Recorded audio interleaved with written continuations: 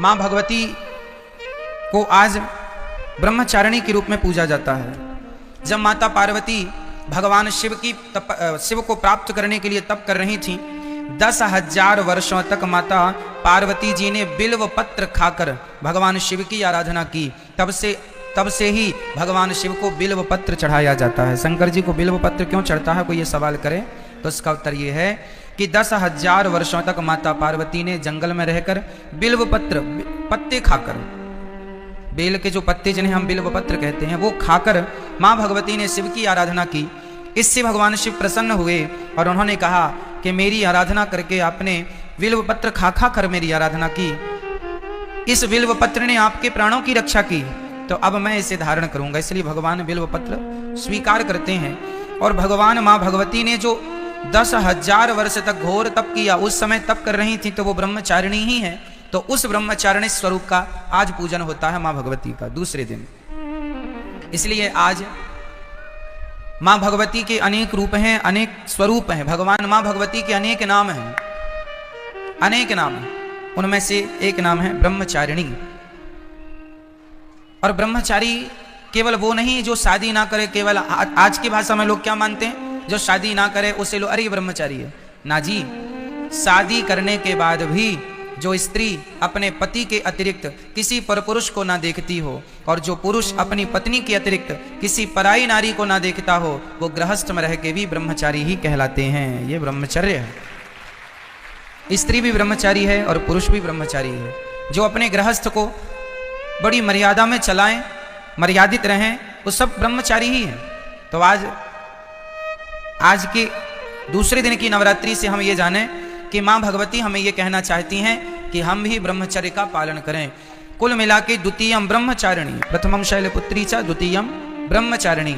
हमें ब्रह्मचारी बनना चाहिए। आज हम लोगों का विवाह गृहस्थ जीवन क्यों है? गृहस्थ जीवन का अर्थ ये नहीं है कि आप जरूरत से ज्यादा भोगी हो जाएं। गृहस्थ जीवन का ये अर्थ होता है कि आप गृहस्थ में प्रवेश करें और योग्य संतान के लिए आप संबंध बनाकर योग्य संतान प्राप्त करें। बस भोगों का आश्रय श्रेष्ठ संतान के लिए हो, ना कि केवल सांसारिक सुख के लिए, क्षणिक सुख के लिए लोग अपने जीवन की तपस्या, अपनी शक्ति छीन कर देते हैं। इसलिए हम सभी को चाहिए कि हम गृहस्थ में रहकर भी भोगों से मन को हटाने की पूरी कोशिश करें। करत करत अभ्यास के जड़मति होत सुजान। जो आदमी, जो पुरुष और महिला दोनों के लिए हम बोल रहे हैं, जो पुरुष जरूरत से ज्यादा भोग लेता है, वो जरूरत समय से पहले बुढ़ा हो जाता है, समय से पहले बीमारियों का दास होकर के समय से पहले मर जाता है। कई लोग बोलते बीमारी बीमारी बीमारी। क्यों बीमारी है? तुमने जरूरत से ज्यादा अपनी शक्ति, अपनी एनर्जी वेस्ट कर दी, इसलिए बीमार बनो, जल्दी मर भी जाओगे। रोग प्रतिरोधक क्षमता समाप्त हो जाएंगी, क्योंकि शक्ति तो वही है, एनर्जी तो वही है। इसलिए पुरुष अपने तेज को, अपने वीर्य को बचा के रखे। वो उसकी ताकत है, वही उसका बल है, वही उसका सबसे बड़ा धन है ना? पुरुषों का पुरुषत्व ही उसका धन है, स्त्रियों का स्त्रीत्व ही उनका धन है। लेकिन आज लोग भोगों के कारण, जरा से सुख, क्षणिक सुख के कारण अपने तेज को, अपनी शक्ति को पानी की तरह बहा देते हैं और बाद में रोते हैं कि महाराज जी हम समय के पहले बूढ़े हो गए, समय के पहले बीमारियों ने आकर के नुकसान पहुंचाया। क्यों ना आए? इसलिए 100, 125 साल तक लोग, हजारों साल तक जिंदा रहते थे। किसके बल पर? आपके अपने ब्रह्मचर्य के बल पर। इसलिए आज ब्रह्मचारिणी मैया ये सिखाती हैं कि गृहस्थ में रह के भी संयमी बनो। संयम से रहोगे तो गृहस्थ में रह के भी ब्रह्मचर्य का पालन कर पाओगे। और यही गृहस्थों का धर्म है। नारी और पुरुष दोनों मन भोगों से हटाएं और भगवान में मन को लगाएं। बहुत भोग लिया, भोग देख लिया, सुख कितना है, अब बस करो, बस करो, भगवान का चिंतन करो। नहीं तो सच कहें ये भोग हमें ठग रहे हैं, लूट रहे हैं, और अंत में क्या बचेगा? कुछ नहीं। शरीर में नाभि के नीचे जो शक्ति निकल गई वो वासना है, और जो तेज नाभि के ऊपर आ गया वही भगवान की उपासना है। शक्ति आपके पास देखो है, अब वो शक्ति चाहे तो संसार के भोगों में खर्च कर लो, चाहे भगवान की प्राप्ति में लगा लो, उतनी ही है। शक्ति तो उतनी ही है हमारे पास, अब उसका उपयोग क्या करना आपकी मर्जी। इसलिए भगवान में अधिक मन लगे और संसार से मन धीरे धीरे धीरे धीरे धीरे।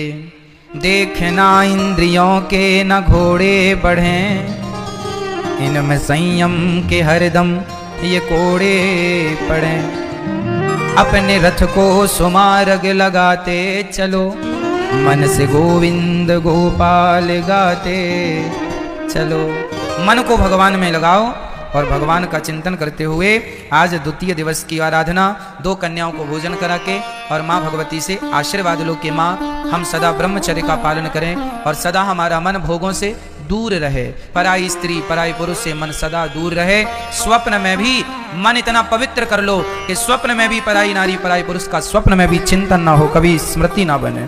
ऐसा भगवान से माँ भगवती से प्रार्थना करनी चाहिए। माँ मेरी इंद्रियां मेरा मन पवित्र हो जाए, निर्मल हो जाए।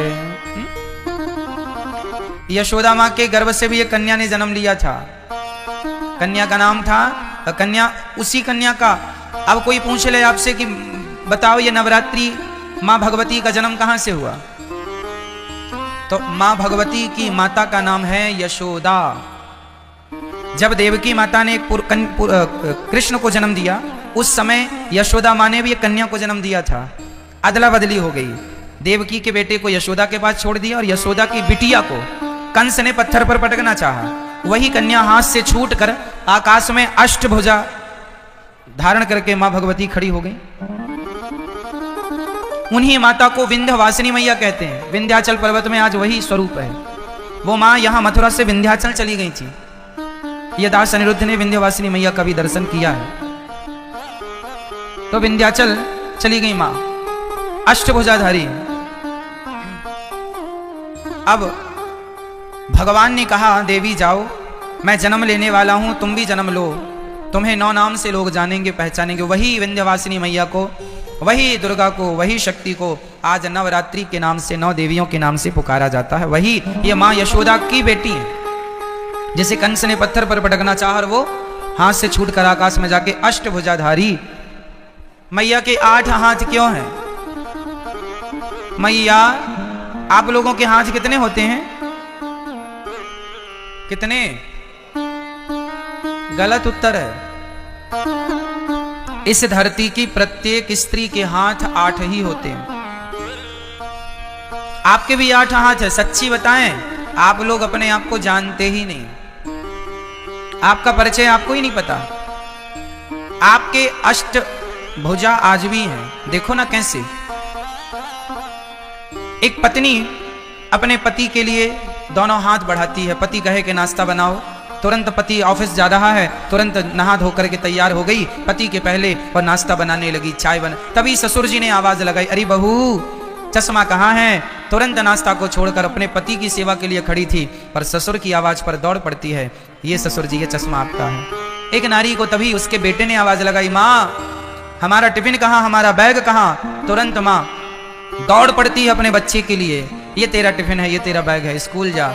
उसी समय बच्चे को स्कूल भेज रही है, उसी समय पति को दफ्तर भेज रही है, उसी समय ससुर जी को चश्मे और चाय की जरूरत पड़ी तो चाय भी बना रही है। एक समय में 4 काम कर लेती है स्त्री, इसलिए 4 काम करने वाली 8 हाथ से वो काम करती है। पूरे गृहस्थी की जिम्मेदारी इन 2 हाथों से थोड़ी होती है। आपके अनेक हाथ हैं, 2 हाथ से पति को, 2 हाथ से बच्चों को, 2 हाथ से सास ससुर को, और भी बहुत सारी जिम्मेदारियां स्त्रियों की होती हैं। घर की साफ सफाई से लेके घर की जिम्मेदारी, घर में राशन नहीं है, नमक नहीं है, हल्दी नहीं है, तेल नहीं है, घी नहीं है। पुरुष को इसकी कोई जानकारी नहीं होती कि घर में शक्कर है, पत्ती है या नहीं। नारी इसका पूरा ख्याल रखती है और खत्म होने के पहले इसकी तैयारी करती है कि खत्म हो जाएगी तभी नहीं, उसके पहले बुला के रखवा लेती है, क्योंकि खत्म हो गई तभी कोई मेहमान आया तो मतलब वो हर क्षण हर जगह उसका ध्यान है, हर जगह उसका हाथ है। इसलिए प्रत्येक स्त्री 8 भुजाधारी, स्त्री के 8 हाथ, अष्टभुजाधारी। और बैठी किस पर है? अच्छा 8 हाथ इसलिए भी हैं स्त्री के, अर्थात माता रानी के। कई लोग कहते हैं ये दुर्गा मैया के 8 हाथ क्यों हैं? अरे भाई दुर्गा मैया के 8 हाथ इसलिए हैं क्योंकि दुर्गा माँ है। किस किस की माँ है? माँ सबकी माँ है। 4 बच्चों की। दुर्गा मैया के 4 बेटे हैं। माँ भगवती के कितने बेटे हैं? दुर्गा मैया मैं बोल रहा हूं तो दुर्गा में सभी माताएं आ गई, लक्ष्मी जी, सरस्वती जी, पार्वती जी, सब एक ही तत्व। इस बात को हमने कल समझाया था, एक ही बात को बार बार नहीं समझाएंगे। दुर्गा मतलब लक्ष्मी, दुर्गा मतलब पार्वती, कुछ भी शक्ति एक है, श्री मतलब लक्ष्मी, ठीक है। तो माता जी के हम 4 बेटे हैं। हम कितने भाई हैं? 4 भाई। कौन कौन से भाई? पहला भाई ब्राह्मण, फिर क्षत्रिय, फिर वैश्य, फिर शूद्र। हम 4 भाई हैं। 4 भाइयों में बड़े भाई कौन? ब्राह्मण, फिर क्षत्रिय, फिर वैश्य, फिर शूद्र। हम चारों एक ही पिता की, एक ही माँ की संतान है। माँ दुर्गा कहती हैं मेरे 8 हाथ इसलिए हैं क्योंकि ये हाथ मेरे नहीं, मेरे 4 बच्चों के ही मेरे हाथ हैं। ये 4 बच्चों को खड़ा किया जाए तो 8 हाथ होते हैं ना। और माँ कहती हैं कि तुम चारों ब्राह्मण, क्षत्रिय, वैश्य, शूद्र, तुम जिस दिन संगठित हो जाओगे उस दिन तुम शेर की भी सवारी कर लोगे। क्या मजाल किसी की कि तुम्हारी तरफ कोई आंख उठाकर देख ले। लेकिन तुम तो बटे हो ना आपस में, जातवाद में, इसलिए लोग आके हम पर हुकूमत करते हैं। हमें कहीं कोई लूट ले जाता है, कोई हमें गुलाम बना लेता है ना। आक्रांता के लूट गए, गुलाम बनाया। क्यों? क्योंकि हम लोगों को आपस में लड़ने की बीमारी है। हम लोग तो इस बात पे लड़ते हैं, अरे हम ब्राह्मण हैं, हम क्षत्रिय, हम वैश्य हैं, शूद्र हैं। अरे पगले, तुम चारों एक ही बाप की संतान हो। ये झगड़ा करने को कहा किसने? वेदों में तो कोई झगड़ा नहीं है। वेदों में तो ब्राह्मणोश्य मुखमासीद बाहु राजन्यः कृतः ऊरु तदस्य जत वैश्यः पदभ्यांगुं शूद्रो अजायत। एक ही वेद में, एक ही जगह पर चारों की उत्पत्ति बताई है, एक से, श्रीमन्नारायण से, ब्राह्मण, क्षत्रिय, वैश्य, शूद्र। हम चारों एक हैं। कोई छुआछूत हमारे भारत में नहीं है। लेकिन आज के कुछ मूर्ख लोग छुआछूत की भावना भी रखते हैं। क्या भगवान श्री राम ने छुआछूत रखी शबरी माता से? शबरी माता भी तो कोल भीलों की बेटी है। क्या राम जी ने छुआछूत रखा? नहीं जी। जब भगवान छुआछूत नहीं रखते तो हम कौन होते हैं? परमात्मा की मर्यादा का उल्लंघन करने वाले। इसलिए इंसानियत से प्यार करो, इंसानों से प्यार करो, जो सनातनी है उनसे प्यार करो, जो आपके अपने हैं उनसे प्यार करो, और एक दूसरे की तरक्की से प्रसन्न रहो। ये नहीं कि वो तरक्की क्यों कर गए तो आप जलने लग जाओ, कोई फायदा नहीं। हमें प्रसन्न रहना चाहिए कि हमारा अपना है। और जातवाद का जहर घोल दो मेरी माँ, अर्थात नष्ट कर दो जातवाद का जहर, खत्म कर दो। नहीं तो ये जातवाद का जहर घोल घोल के आपस में हम लोगों को लड़ा लड़ा के, और आक्रांताओं ने सोचिए कितने 100 वर्षों तक राज्य किया। 700 साल तक गुलाम रहा भारत, कुछ अंग्रेजों से, कुछ मुगलों से गुलामी की हमने। क्यों गुलामी की? क्योंकि वो यही कहते थे फूट डालो शासन करो। आपस में लड़ाते थे हम लोग, जातवाद पे लड़ते। बड़ा राजा, अरे मैं क्षत्रिय हूं, छत्री छत्री लड़ जाते थे आपस में। यदि भारत के राजा आपस में लड़े ना होते ना तो क्या मजाल किसी की कि भारत की तरफ आंख उठा के देख लेता। विडंबना तो ये थी कि हमारे अपने लोग लड़ते। झांसी की रानी पर अंग्रेजों ने जब कब्जा कर लिया, झांसी के किले पर, तो क्यों कर लिया? क्योंकि झांसी की रानी के अपने कुछ मंत्री गद्दार हो गए थे। उन्हें बता दिया कि यहां से आओ, ये तैयारी लो। जयचंद्र जैसे लोग यहां पाए जाते हैं। भारत में कहते हैं ना दूसरों से लड़ा जा सकता है मेरी मां, अपनों से नहीं लड़ा जा सकता। एक कुल्हाड़ी ने जंगल काटना शुरू किया तो एक पेड़ ने कुल्हाड़ी से कहा, अरे कुल्हाड़ी हमें क्यों काटती है, हमने तेरा क्या बिगाड़ा है?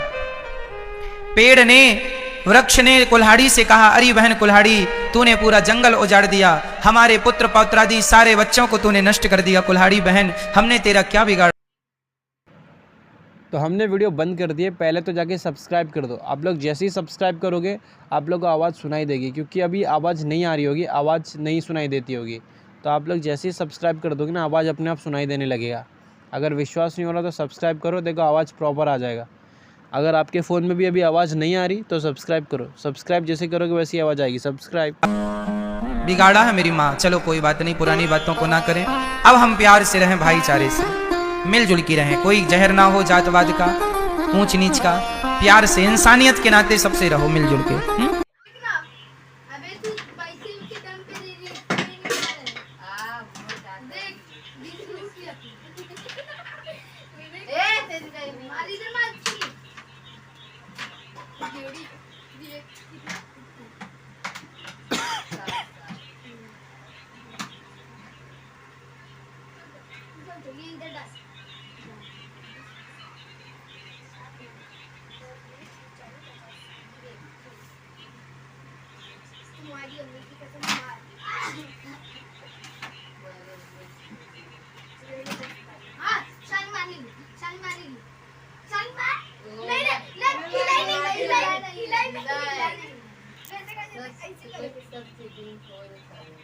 अभी बात हो गया चिटिंग खोर।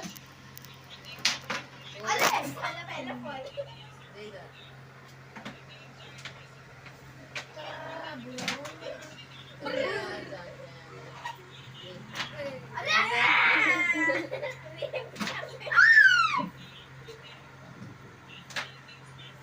आया? 30, 40, 40 पर कितने का कमाया? अरे यार एक 20 आ गया ना। सोच रहे कि मार्केट से चप्पल ले ली कि ये इधर घर से ले कड़ा कभी रुकिया मैं रुकता उसका।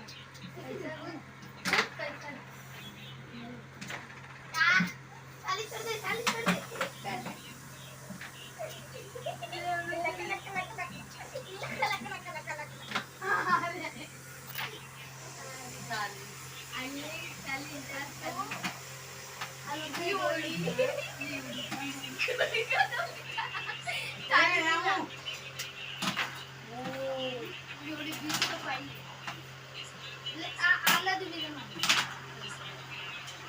कितने का मैच था? अरे खेलना है 40 का। 40 का था।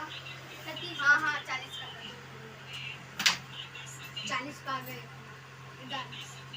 हम देखते हैं।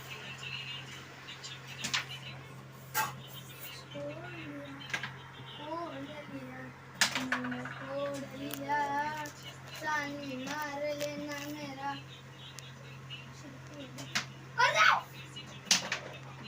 सानी छोड़ दे, सानी छोड़ दे। इसमें आ गई।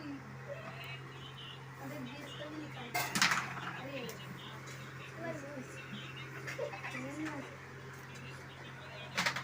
आलू